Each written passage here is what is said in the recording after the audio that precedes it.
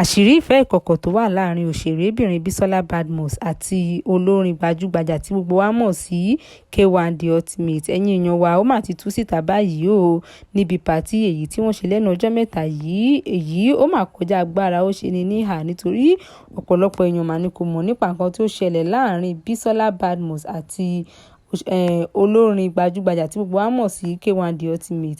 Ẹ̀yin èèyàn wa, ẹ wá nǹkan fìdílé kí ẹ gbọ́ lẹ́kùnrẹ́rẹ́ ohun tí ó ṣẹlẹ̀ láàrin àwọn méjèèjì yìí. Ṣùgbọ́n tó bá jẹ́ ìgbà àkọ́kọ́ tí ẹ wo fídíò wa nìyí, ẹ tẹ subscribe button fún àǹfààní láti máa rí púpọ̀ lára àwọn fídíò wa wò. Ẹ̀yin èèyàn wa, òṣèrébìnrin tí gbogbo wa mọ̀ sí BISOLA BADMUS níbi pàtí tí wọ́n lọ láìpẹ́, èyí tó sì mú ọmọ rẹ̀ ẹyọ kan ṣoṣo tí ó mú dání lọ síbẹ̀ tí gbogbo wa mọ̀ sí Màlíkì. Èyí tí àwọn èèyàn ti ń sọ tipẹ́tipẹ́ wípé K1 The Ultimate mà ló bí ọmọ yìí sí o, kò sì gba ọmọ náà ní ọwọ́ rẹ̀, bẹ́ẹ̀ sì ni kò béèrè bá pé báwo lọmọ ṣe ń jẹ, báwo lọmọ ṣe ń mu, báwo lọmọ ṣe ń wọ aṣọ tàbí báwo tiẹ̀ ni ọmọ ṣe ń dàgbà títí tí ọmọ náà sì ti pé ọdún márùndínlógún èyí tí wọ́n mọ̀ sí 15 years. Ẹ̀yin èèyàn wa, níbi pàtí tí wọ́n lọ láìpẹ́ yìí, ó mà ní K1 mà ti gba ọmọ o, wípé ọmọ ti bọ̀ wálé o, wípé kí BISOLA BADMUS kó má ṣe sun ẹkún rárá àti rárá, wípé kò sí ẹkún lójú rẹ̀ nítorí ọ̀rọ̀ rẹ̀ ti dayọ̀, òun ti gba ọmọ náà gẹ́gẹ́ bí ọmọ tí ó bí fún òun. Ẹ̀yin èèyàn wa, níbi pàtí náà, òṣèrébìnrin tí gbogbo wa mọ̀ sí BISOLA BADMUS ó fẹ́ sun ẹkún o, ṣùgbọ́n ó gbìyànjú lọ́pọ̀lọpọ̀ láti di ẹkún náà mú kí àwọn èèyàn má bàa fi ṣe yẹ̀yẹ́ ní ojú agbo. Ẹ̀yin èèyàn wa, níbẹ̀ láti rí tí K1 tó ń kọrin fún ọmọ náà wípé ọmọ òun ti bọ̀ wálé o, kí ẹnikẹ́ni kó má ṣe sọ̀rọ̀ mọ́. Bó tilẹ̀ jẹ́ wípé inú ọmọ náà kò dùn sí ní ojú agbo ńbẹ̀ nítorí gbogbo bí bàbá rẹ̀ ṣe ń kọrin sí tí bàbá rẹ̀ múnú rẹ̀ dùn, níṣe ni ọmọ náà fajúro tó ń wojú ìyá rẹ̀ róróró lọ́ọ̀kan.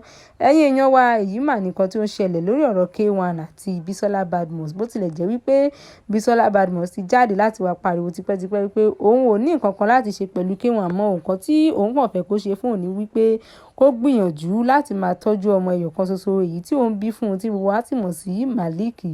Ẹ̀yin èèyàn wa, tí K1 ò mà sì dá arábìnrin yìí lóhùn, bẹ́ẹ̀ sì ni arábìnrin yìí ń forí ṣe ló ń fi ọrùn ṣe tó fi padà rí scholarship gbà fún ọmọ rẹ̀ èyí tí wọ́n fi ń tọ́jú ọmọ rẹ̀ tó fi ń lọ iléèwé. Ní báyìí tí ọmọ ti wá pé ọmọ 15 years, ó mà ní K1 má ti jáde wá gba ọmọ o, tó sì kọrin fún ọmọ náà ní ojú agbo. Ẹ̀yin èèyàn wa, ọ̀pọ̀lọpọ̀ ọ̀rọ̀ ó mà ní àwọn èèyàn ti sọ sí BISOLA BADMUS o.